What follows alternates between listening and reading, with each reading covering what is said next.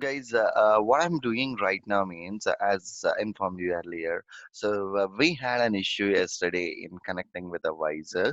So there is an issue with the VYSOR Chrome plugin. That's the reason I'm downloading VYSOR from direct official site, which is going to be an application in my machine itself. So I have downloaded this VYSOR exe file and let me install it. So the reason why I'm preferring VYSOR is it's easy one when compared to any other tools. Other tools like Android and all those things, they need an installation and they need a login from us, and every time we need to establish a connection with a mobile and as well as a laptop.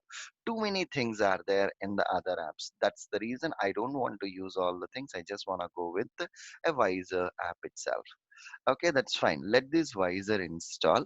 In the meantime, what I want to do right now is I've opened my Eclipse editor, and within this Eclipse editor, the script of which we prepared yesterday. Right.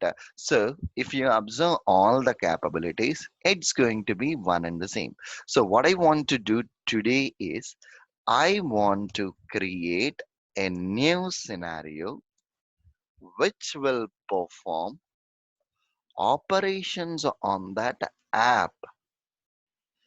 Yesterday, we just installed the app. Now, I need to perform operations on that app.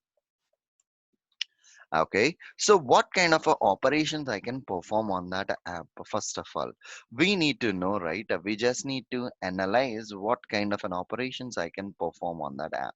So I'm just using this visor now. See, I can see my mobile instance here. Now, let me pull that app what we have installed yesterday. Yeah, this is the app GDA test. Whenever you opened this particular app, it is prompting me with these many options: mathematical reasoning, reasoning through the languages, science, blah blah. These many options are populating. I can click on any one of these things. Whenever I click on something, this part is populating, right? And here at the bottom, there is a test button. I can click on this, the test button, and some text is populating, and you can go with a customizer test or start test, whichever it might be. Let's do these things. So my intention is I just want to change these things, nothing more than that. Okay, I just want to change these things. In order to change these things, okay, in order to perform operations on the mobile app, we need to know the properties for the desired objects. Right. Without knowing the properties of the desired object, we can't perform any operation on that app.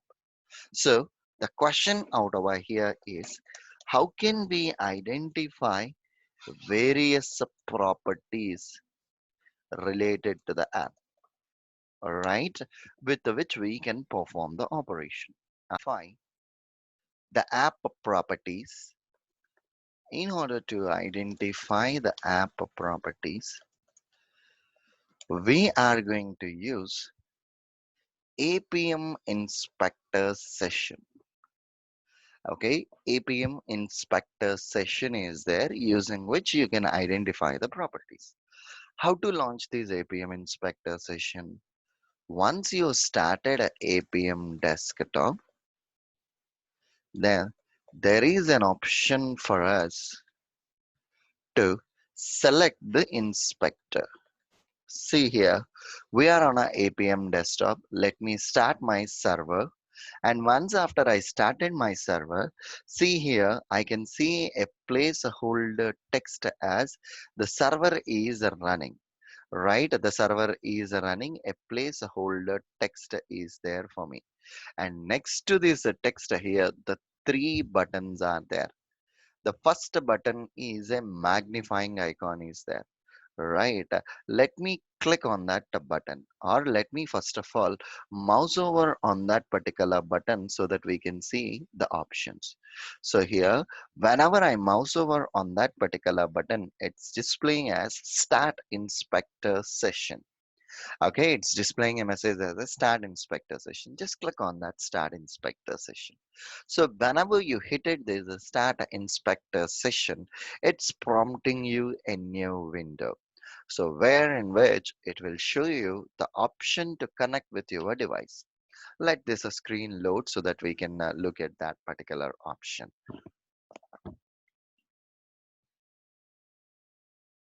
So it will take a few minutes. But one thing what exactly we need to do is in this Appium inspector session, we need to pass the desired capabilities. Whatever the capabilities we passed in the program, the same set we need to pass here. Okay, we need to pass the same set here also. Let it load so that we can pass all the desired capabilities here within this inspector session. Okay, so usually it will take a few seconds to load this one. Okay, now it got loaded. Let me maximize this screen. So here in the bottom, I can find the desired capabilities. Like, one tab is there, and here it's prompting me with the options, and there is a plus symbol to add a new row. Okay, so what I am doing right now means let me type automation name. So whenever I type it as an automation name, see here in the JSON representation, it is representing. Okay, the next one is platform name, right? Platform name, and my platform name is Android. Okay, next device name. So these are the case sensitive things, guys. So whatever the capabilities we saw in that Appium desired capabilities, the same name we need to pass it here. Like D should start, automation A should start with a lowercase and N should start with an uppercase. All these naming conventions you need to follow. And then once after we are done with all these things, automation name, platform name, device name, platform version, right? Platform version 10. See, I'm giving randomly these values. App, the last parameter is an app, APK file location. So once after you have entered all these capabilities, usually in the real world, what it will happen means we know what exactly the application we are working on, right? It's going to be one and the same for the next 3 months or 4 months of tenure. So what we will do means once after we entered all these capabilities, we will hit save button. Here I am getting as a save as, just hit a save as a button. So what it will happen, it will ask you to give a name for these capabilities set. So I'm giving a name as batch, okay, 121. I have given this name and I clicked on a save. So whenever we saved the capabilities, then you can find that capability under the saved capabilities. So moving further, whenever you load a APM, in order to establish an inspector session with your application, you no need to enter all these information directly. You can navigate to the saved capabilities and you can find your name. So batch 121 is the capability what we have created. So you can find the name. Actually, I haven't given a valid details inside that, hence I deleted that batch 121. But I have a mobile where in which I have entered all the desired capabilities properly. So let me click on a edit button. Usually in the desired capabilities, once you move to a saved capabilities, you will click on a edit button. So whenever you hit edit button, all the desired capabilities will be populated here. Okay, all the desired capabilities. See here, automation name, platform version, device name. Usually a quick question will rise in our mind. In the command prompt, my device name is populating as a 3200 something like that, and why are you passing it as an Android? So the simple point out over here is, if we have only one Android device connected to your machine, then you no need to give the complete device name, simply just specifying Android will recognize the device. Okay, simply just specifying that Android will recognize that device for us. Okay, that's the reason in the capabilities I have given it as an Android. Now here the path is changed. I need to change to a different app now. So what I'm doing right now means desktop APK file. Yes, go ahead.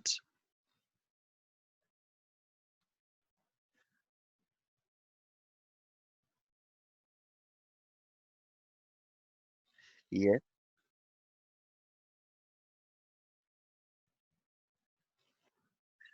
See, usually in the first sets, it will be bit difficult for us to recognize these names. But whenever you are entering a wrong name there, defaultly your Appium session will not establish, showing an error message that automation name is not valid. Then you will search in Google with that name, and then you will come to know that you have entered a case sensitive or a wrong value here. Then you will correct it. So initially the first few days it's going to be a learning curve itself. So definitely you will commit mistakes, then you will search for that and you will update it. Slowly you will remember that. And moreover, the saving of a capabilities is a one time effort which we are doing. Just we will be changing the app file moving further, right? And moreover, in the test script also, we have that capabilities in place. We are not going to write all the time those capabilities again and again. That's fine. So what I'm doing right now means I have updated my capabilities app file with the latest APK file which I want to perform the operations, and I hit the save capability. So I want to save these capability now with this information. Now, there is an option which is a start session. So I'm trying to establish a session from Appium to my mobile with these desired capabilities. Let me hit the start session and let's see what's populating. Okay, whenever I hit the start session, this screen will load. Okay, it will prompt you a message that it's reloading. Then it will take a few minutes of time to recognize the devices available on this laptop, and then it will try to establish the connection with that particular device, and it will install the app on that device. Okay, so see here, the loading icon is displaying on this inspector session. If there is anything mismatch in these capabilities, whatever we have passed, or does it has any issues, it will show us an error message. We need to look into that error message and we need to analyze that error message. Okay, for now, let's see what exactly it's throwing, whether it is executing or whether we are getting any error messages. Let's look into that. And usually it will take some time in order to establish a connection, roughly 3 to 4 minutes or 5 minutes, depending on the app and all the capabilities. It will take some time. Okay, fine. Let us see. And these days, guys, there are some issues with the APM, like the issues like, if with the latest versions, even I'm encountering in my real world, if the app is already installed in your mobile, it is unable to uninstall that app, and even it is unable to launch that app also. Sometimes it's encountering those kind of an issues. But here, okay, see here the error we encountered. Copy this error message and just paste it in the command prompt here. So I'm stating I'm getting an error that an unknown error server side exception occurs. That's fine. And here it's stating that timed out after 20,000 milliseconds. Try to increase the timeout by this capability. So if you clearly observe in the error message itself, they are stating that whatever the time in order to install the app, it's not sufficient, and try to increase it to more than 20,000 milliseconds using this capability. So it's stating that the capability, what exactly you need to place, the error message is populating there itself. So what I am doing right now means, let me copy this capability and go to that Appium session, add a new row, add this a capability, and right now I'm marking this value as a 60,000 milliseconds, or I can increase it to 80,000. That's fine, that's up to my wish how much I just want to execute. Okay, so I marked it as a 80,000 milliseconds right now. And once after I updated this value and I hit a save button, and now what additionally I'm doing means, before executing my test script, I'm trying to uninstall the app first of all on my mobile. Okay, I just want to uninstall the app. So I did uninstallation of my app on my mobile device. See, the app is no more on my mobile. Now, what I'm doing right now means, let's go back to our inspector session and let's hit a start session now. Okay, start the session now. So it will take again a few minutes to establish a connection. Usually guys, your Appium, this set of capabilities will go to the Appium server. It will identify the device. See here, if you can see the Appium log, see, it will display the details about the actions what it is performing on that device. See, these many actions, and even whenever there are any failures also, the Appium server will prompt all the details here. By using those details, we can easily understand that. Okay, see something, it's populating here. The application is already cached. Some kind of a message is it's populating, and it's trying to install the app now. Okay, it's trying to install the app now. It will take a few minutes to install the app, or again to throw some error messages. See here, starting C users build with this particular APK file. So it means it's trying to install the app on that device now. Okay, yeah, let's wait for a minute and see how it is establishing a connection now.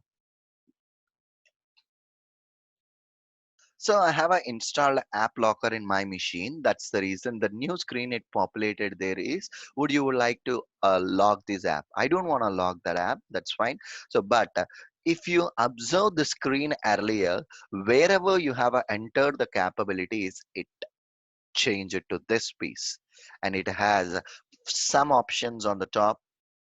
Right, it has some options in the header, and it is displaying as a source, actions, and the selected element.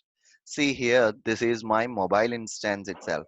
See, it has a learn, review, and a test. At the time of this session capturing, it doesn't load the app properly. That's the reason the screen was not populated. So what I'm doing right now means, on the top, you have this reload button, right? You have this reload button. Click on this reload button. What it will happen means, whenever you click on that reload button, it will get, see here, refresh source and a screenshot. It will get the latest instance of that mobile here. See, on my mobile, this is my mobile instance. The right hand side is my mobile instance. It is showing this stuff, and here now it populated the same screen. And you know, whenever I'm moving my mouse on this left hand side, some yellow color portion is highlighting. The meaning is you can select it. So what I'm doing right now means I'm selecting this mathematical reasoning. I just mouse over on that mathematical reasoning and I clicked on that particular one. So whenever I performed a click operation on that, if you can see this right hand side, earlier we don't have any information, but now it is displaying information related to that particular object. That particular object has an XPath. And if you scroll down, it has an element ID, it has a package, class, text, resource ID, and these many properties are there for this object. So we have a text for that particular object. So copy this text. If you remember Selenium or if you have any idea on Selenium, the basic syntax to write down an XPath is slash slash star open braces contains text. Here I can place my text there, right? I can just place my text there. So go to this Appium session now. Next to this reload button, okay, on the top we have a buttons, right? Next to this reload button, the next one is a start recording, and another one is a search for an element. Let me hit that search for an element. So I want to locate an object by its XPath slash slash star open braces contains text, comma, place that text here and hit a search button. So whenever you hit a search button here, it is populating as no such results are identifying. Why? So why exactly we are not getting this? So if you click on a cancel, or if you click on that inspector session once again, okay, it will prompt you the same screen.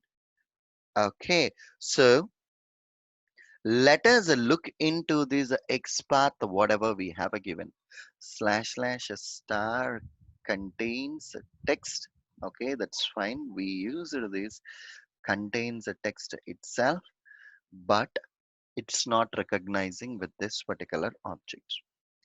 Then what we can do means we can change it to instead of this one slash slash star open braces text. Let me directly write using a text is equal to, let me place that text here. Okay, let me place that particular text here and let me close the braces and okay. So slash slash is text. This is another syntax. Let's see whether it is identifying or not. Oh, it's not identifying with this particular text. There might be an issue. Let's do one thing, guys, as it is not identifying, but I know this is a valid XPath. So let me copy this XPath. Let me go back to my test script, what we have created yesterday. And here, let's try to perform the operation here. How would I perform the operations? So here, Appium uh, Java client documentation. I hope I have saved it. Okay. So Appium Java client documentation. And here, let me open this documentation for Android driver. Okay. So here, Android driver, I'm selecting it. And here, see if you observe the various supported methods here are I can use a find element, or I can use a find element by ID, class name, XPath. These many things are there. Directly, I can use a find element by XPath method here to identify an object by using its XPath. So driver dot. As for the documentation, I noticed that it's going to be a find element by XPath. So here driver dot, let's see the auto suggestions are here from where I will pick find element by XPath. Okay, so let us see this particular one driver dot find element by XPath. Okay, place that XPath dot click. That's it. I haven't done anything else, guys. I just used this particular one. Okay, cool. And then the next point which we need to consider out over here is, okay, that's it. Let's leave these things and let me try to run my test script now and see how exactly it is capturing this or how exactly it is performing this. So what I'm going to do right now means let me perform a right click operation on my scripts, run as a Java application. I'm just trying to execute my test script. Let me open my VYSOR instance. And in parallel, I'm opening my Appium desktop server log to see what exactly the log it is populating there. Okay, good. So it's displaying as a blank. One second, let's see. So there is a loading issue. Let's see. So it should display the info, right? Whereas it's displaying as a blank screen. Let's wait for a minute and then we'll see. Yeah. Okay. Yeah. It's generating the log now. It will take a few minutes to have a connection with that device, install the app, and then it will perform the operation. Let's wait. So here, I just need to do one small thing. Anyways, let's see. Basically, what I want is after installing the app, it is taking a few seconds to load this screen. Directly, it's not loading this screen. It's taking minimum 3 to at least 5 to 10 seconds to load this screen which has these mathematical options.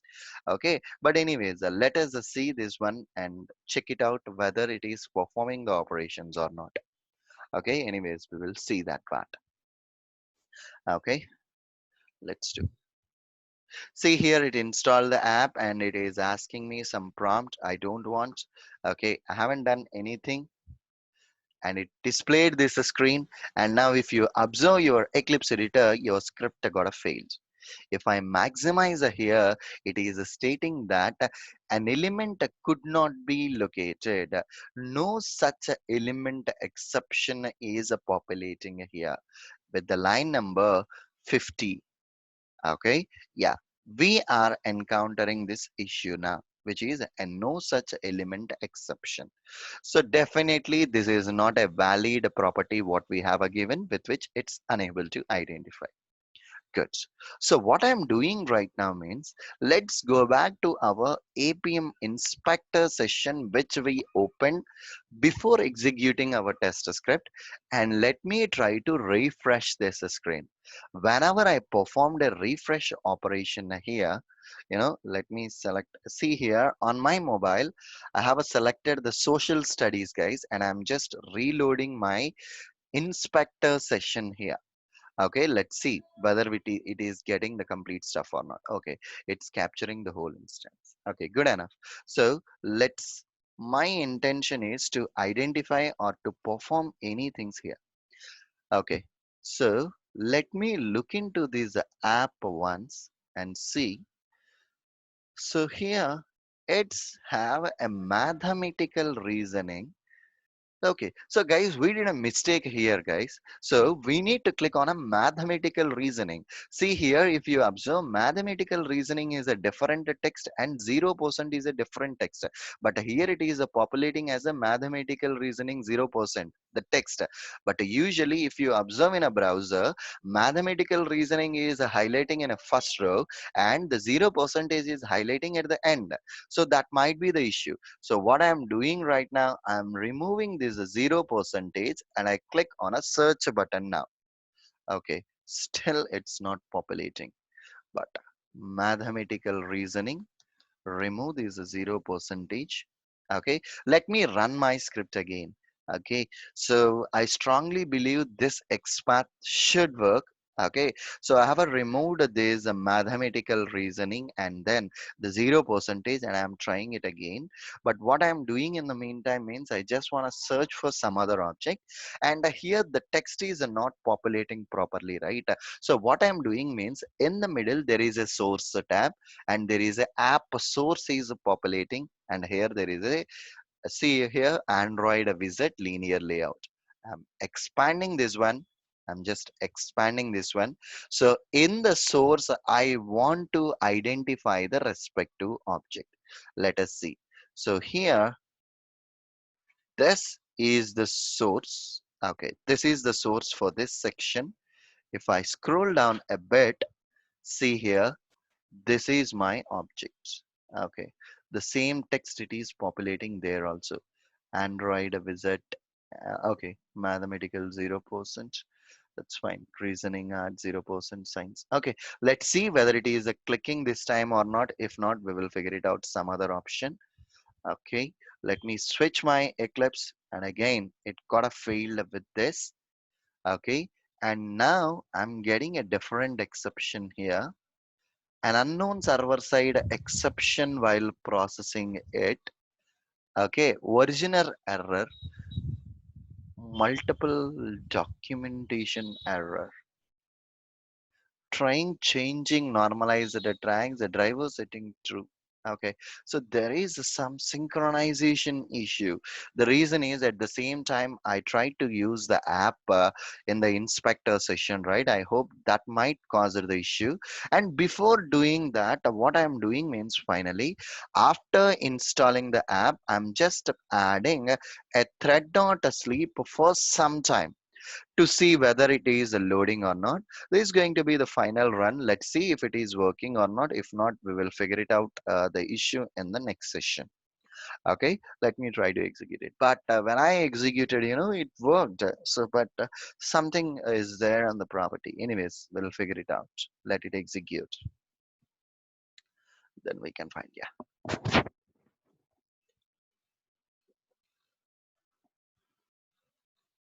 Got it. Again, it got failed. And here, no such element exception is populating for us. Fine. So let's look into this issue in the next session, guys. I will figure it out what exactly this issue is, and I will continue the topic in the next session.